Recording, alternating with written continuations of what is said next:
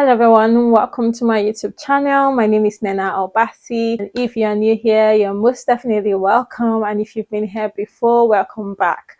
So on my channel, I like to have real conversations about real life, career and self-development.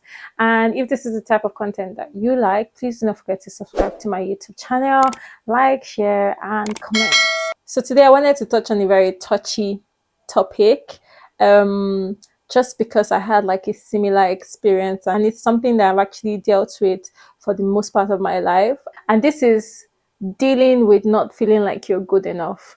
So I've always been someone that have struggled with my self-esteem. I didn't do it to the point where I got really bullied about it, because I kind of like knew my worth and all that. But then like I was someone that once I have an issue with someone, I do not confront them.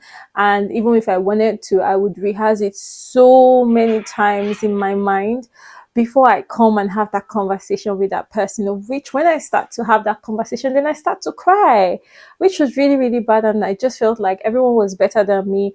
Even when I got to university, I kind of just felt like everyone was better than me. I wasn't good enough and stuff like that. And this is a feeling that I have fought with over the years, and I have fought to deal with. Like I have tried to suppress that feeling, and it came up again recently, and I guess this is the reason why I wanted to talk about this. So when I started my career as a business analyst, my first experience was it was a front end experience. When I talk about front end, I'm talking about what you see. For example, Netflix. When you turn on your Netflix, you see the design, like the end, the way the end stretches out.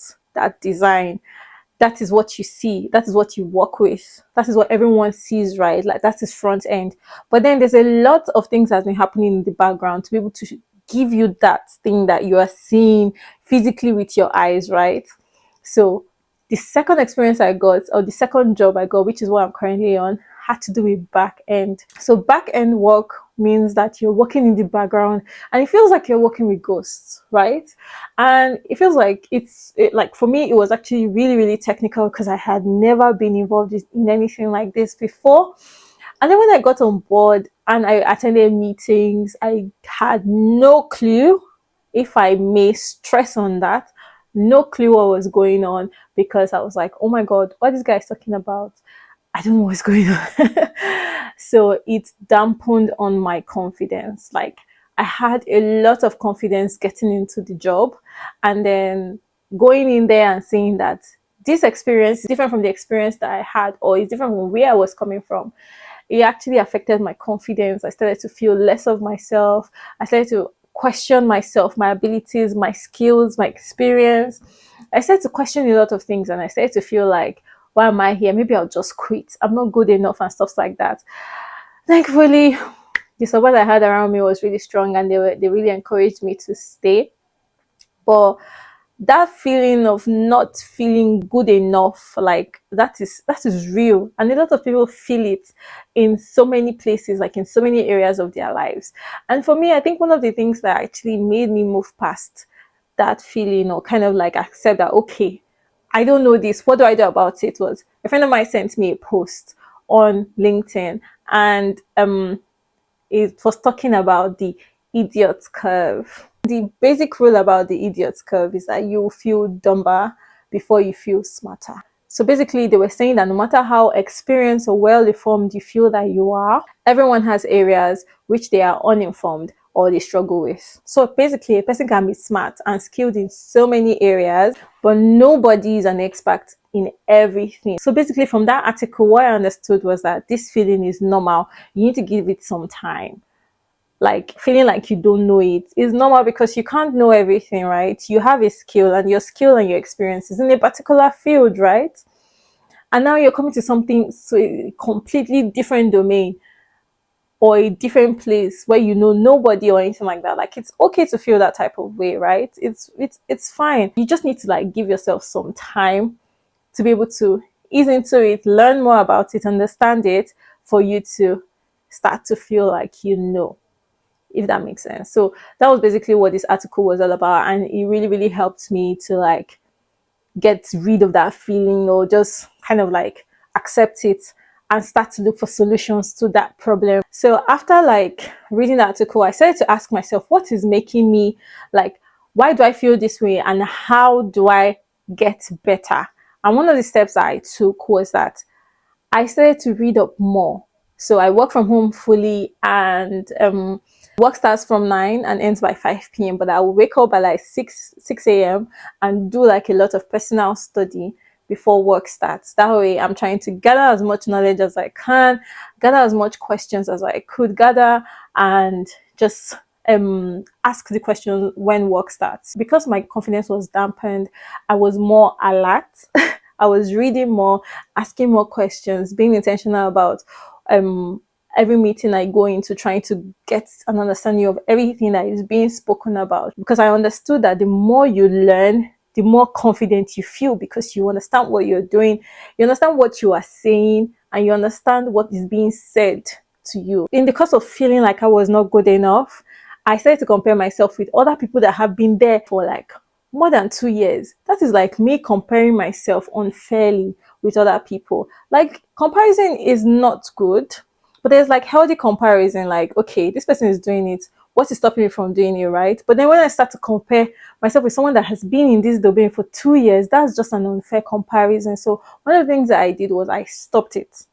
Like, I stopped comparing myself. Like, I'm still new. I still need a lot of time to get accustomed to this domain. I'll still get my understanding of this thing. And if I have any questions, I can come to you to ask you those questions. But I shouldn't be comparing myself to you, because comparing myself to you will only make me feel worse anyway. So I actually stopped that completely. Then, after stopping that, what I did was I actually had a bit of pep talk with myself. Like, Nena, what are your strengths? What are your accomplishments? You've done way more in the past. You've been to places that you had no clue about. You've done jobs in places that you had no clue about. You've gathered knowledge. You've learned new skills. You've learned new tools without any teacher, with nobody, just you and YouTube. So what is making you feel like this is too big for you to conquer? So like, I had to have that pep talk with myself. Like, Nena, once you set your mind to something, you will definitely get it. So this is one of it. Just take this as a project. Like, take this as a project. You will get there, right? So constantly having those pep talks, because it's easy to forget that you spoke to yourself to brace up. It's easy to forget, but like constantly having that pep talk encouraged me to give myself more time and just do away with that feeling of not feeling good enough. It's easy to feel like an imposter. It's easy to, because I'm sure we've all heard of the imposter syndrome. Like, it's easy to feel that way, but why do I feel like I'm not good enough, right? I've achieved so much more. So, and the truth is that once you actually do away with that feeling of not feeling good enough, you start to have like a greater resilience. What do I mean by that? Like, you start to feel more confident, you start to believe in yourself more, you start to, like, your self-esteem starts to improve as well. So you get doing away with that feeling kind of help you, like, in terms of your self-esteem, like just kind of working your way to the level of confidence that you need towards a particular project or whatever the situation may be. To be honest, I think the most important part of like doing away with this feeling is that it's going to improve your mental health, because that feeling of feeling like you're not good enough, it takes up a lot from you, like mentally. Like, you are just thinking about your life, you're just thinking like it's bothering you. You get like, it's not a good feeling, and mentally it stresses you out. So once you actually start to do away with those feelings or that feeling, like, it helps your mental health to feel better and more healthy. It also helps you to start to build relationships, like, who knows it. For example, someone like me, I tend to hide when I feel like I don't know something, or I feel like people know more things than I do, because I'm scared or I feel embarrassed to speak up about it. I hide in my shell. So hiding in my shell doesn't really do anything good for me, because I need to speak up. I need to ask questions, right? For me to understand it. So like, doing away with those feelings kind of like helps to now start to make better relationships, that would be very crucial to that particular project, or maybe your life generally, like that would help you feel better. It helps you surround yourself with the right people rather than going to your shell and just not want to speak up, right? Because you feel like they would judge you. But like doing away with that feeling would make you understand that no one is judging you. Rather, you have to select the people that would really help you do better. So guys, this feeling, like, I know it's normal. It's not just, it doesn't just happen at work. It happens in your life generally.